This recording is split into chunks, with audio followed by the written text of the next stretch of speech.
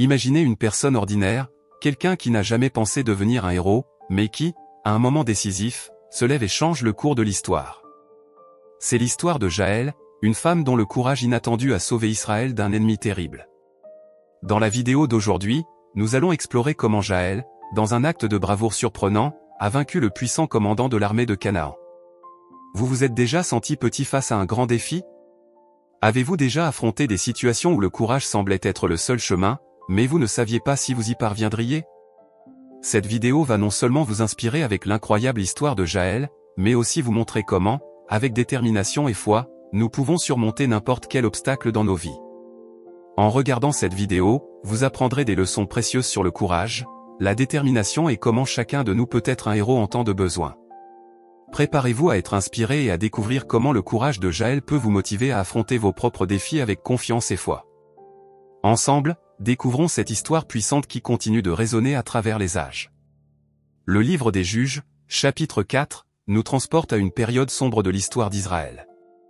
Après la mort de Josué, les Israélites s'éloignaient souvent des voies de Dieu, entraînant des cycles répétés d'oppression par des nations étrangères. Dans ce contexte, Israël était sous la cruelle oppression du roi Jabin de Canaan, qui régnait depuis la ville de Hatzor. Son commandant militaire, Sisra, commandait une puissante armée équipée de 900 chars de fer, une force redoutée et presque invincible à cette époque. Les Israélites crièrent à Dieu pour obtenir de l'aide et, dans sa miséricorde, il suscita un chef improbable, Déborah, une prophétesse et juge d'Israël. Déborah était une femme de grande sagesse et courage, qui jugeait les disputes du peuple sous un palmier entre Rama et Bethel dans la région montagneuse d'Éphraïm. Son leadership et son influence étaient reconnus et respectés dans tout Israël. Au milieu de l'oppression, Dieu donna une parole à Déborah pour convoquer Barak, un chef militaire israélite. Barak fut chargé de rassembler 10 000 hommes des tribus de Nephtali et de Zabulon et de marcher contre Sisra au mont Tabor. Malgré ses hésitations initiales, Barak accepta le défi, mais à une condition, que Déborah l'accompagne à la bataille. La présence de Déborah était un signe de confiance et montrait que Dieu était avec eux. Les défis auxquels le peuple d'Israël était confronté étaient énormes. L'armée cananéenne dirigée par Sisra était une force puissante, redoutée pour sa supériorité militaire. Les chars de fer, symbole de force et de technologie avancée, semblaient invincibles face à l'armée israélite composée principalement d'infanterie mal équipée. Le désespoir du peuple d'Israël était palpable. Il criait pour la libération, aspirant à la promesse de Dieu de liberté et de prospérité dans la terre promise à Abraham et à ses descendants. Rester dans la terre promise était crucial pour Israël, car cela représentait la fidélité de Dieu à ses promesses et l'identité du peuple en tant que nation choisie. Être de nouveau asservi était une perspective terrifiante, car cela signifiait la perte de liberté, de dignité et l'interruption de l'accomplissement des promesses divines. La terre était un symbole d'héritage et de bénédiction, et la lutte pour elle était une question de survie et de foi. Au milieu de ce scénario d'angoisse, la prophétie de Déborah apporta une étincelle d'espoir.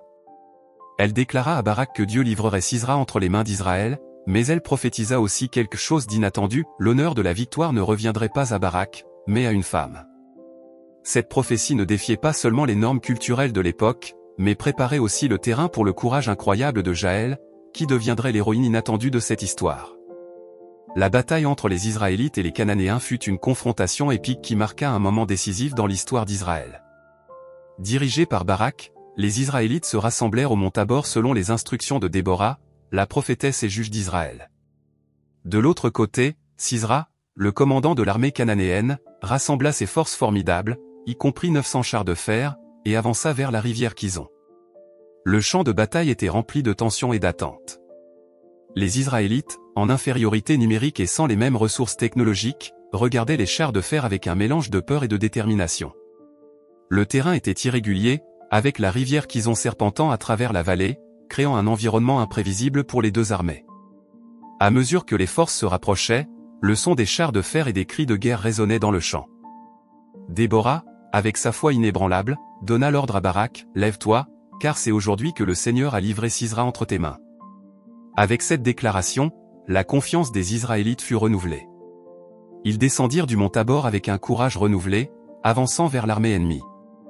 Au moment où les armées se heurtaient, quelque chose d'extraordinaire se produisit.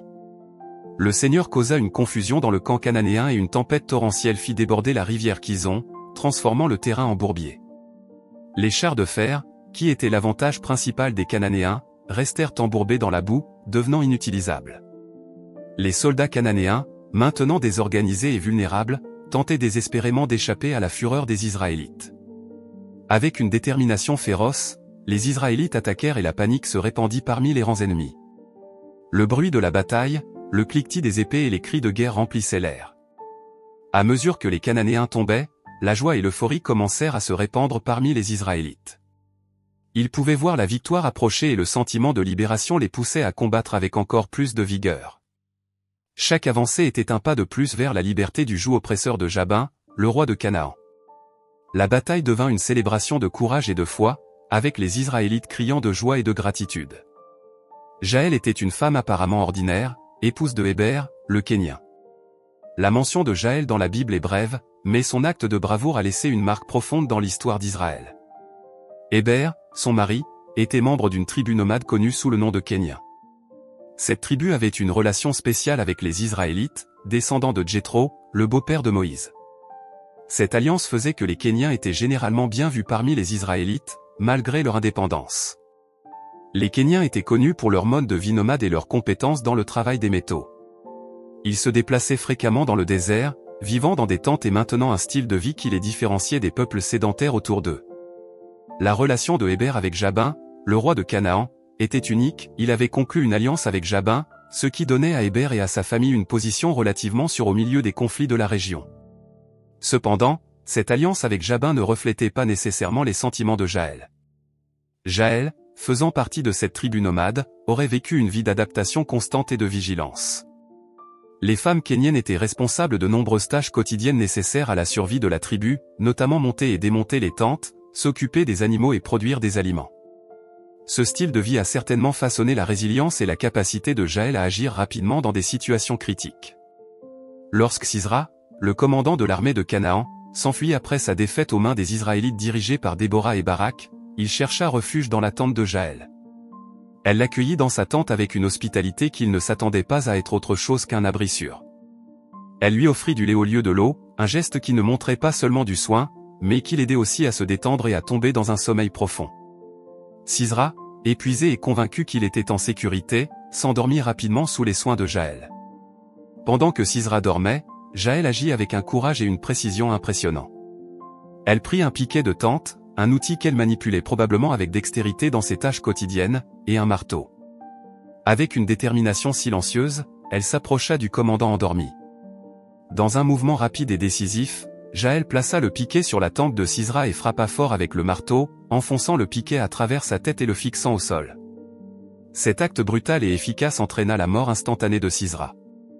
L'acte courageux de Jaël fut plus qu'une simple élimination de l'ennemi, ce fut un moment crucial dans l'histoire d'Israël.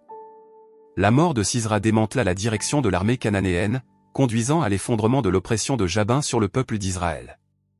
Sans son commandant militaire, l'armée ennemie était désorganisée et vulnérable, permettant aux Israélites de prévaloir. En plus de l'impact militaire, l'action de Jaël accomplissait une prophétie significative. Déborah, la prophétesse et juge d'Israël, avait prédit que l'honneur de la victoire sur Sisra ne reviendrait pas à Barak, le chef militaire israélite, mais à une femme. Jaël, avec son acte inattendu de bravoure, fut la femme qui réalisa cette prophétie. Cet accomplissement renforça la foi du peuple d'Israël en Dieu et en ses promesses, montrant que même les événements les plus improbables peuvent faire partie du plan divin. En tuant Sisra, Jaël n'élimina pas seulement une menace immédiate, mais devint aussi un symbole de courage et d'action décisive. Son histoire est un rappel puissant que le courage peut venir des endroits les plus inattendus et que chaque personne a le potentiel de faire une différence monumentale dans des moments critiques. Pour Israël, son action signifiait la libération d'une période prolongée d'oppression et le rétablissement de la paix et de la sécurité sous la direction divine. L'histoire de Jaël nous enseigne des leçons profondes sur le courage, la foi et la capacité de chacun à faire la différence. Jaël, une femme ordinaire vivant dans des circonstances difficiles, a démontré un courage extraordinaire en agissant de manière décisive à un moment critique. Sa foi et sa détermination l'ont poussée à affronter un défi apparemment impossible, prouvant que le courage n'est pas l'absence de peur, mais la décision d'agir malgré elle. Jaël nous montre que, quelles que soient nos circonstances ou notre position, nous pouvons être des instruments de changement et d'impact positif. En reliant le courage de Jaël à des situations modernes, nous pouvons voir comment chacun de nous fait face à des défis qui semblent insurmontables. Que ce soit une situation difficile au travail, un problème de santé ou un conflit personnel, nous rencontrons tous des moments où nous avons besoin de courage pour avancer. Jaël nous inspire à trouver ce courage en nous-mêmes, à croire en notre potentiel et à agir avec foi et détermination. Tout comme elle a fait une différence monumentale en son temps, nous pouvons également faire une différence dans nos vies et dans celles des autres autour de nous. Pensez aux fois où vous vous êtes senti petit face à un grand défi. L'histoire de Jaël nous rappelle que le courage peut venir de n'importe où et de n'importe qui. Trouvez en vous la force d'affronter les obstacles, que ce soit par des grands actes ou par de petites actions quotidiennes.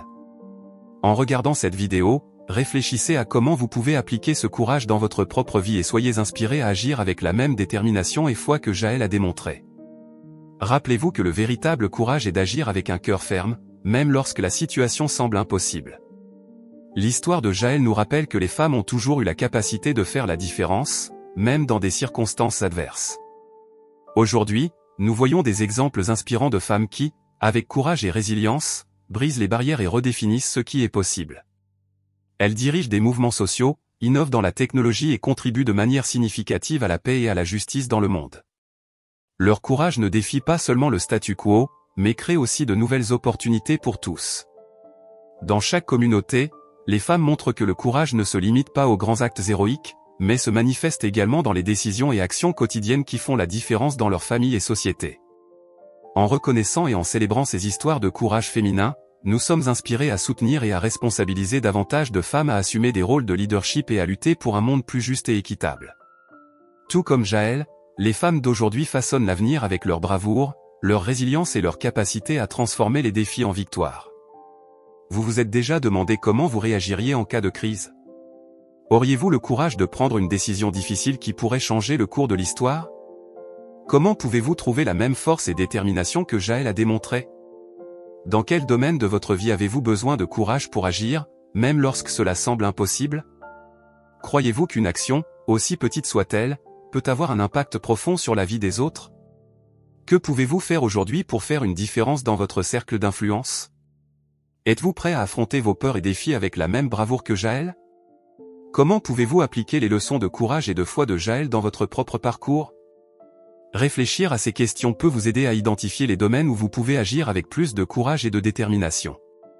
Rappelez-vous que la véritable force réside dans le fait d'agir avec un cœur ferme, même face aux adversités. Que l'histoire de Jaël vous inspire à être un agent de changement dans votre vie et dans celle des autres autour de vous. N'oubliez pas de laisser un like et un commentaire. Que Dieu vous bénisse et à la prochaine.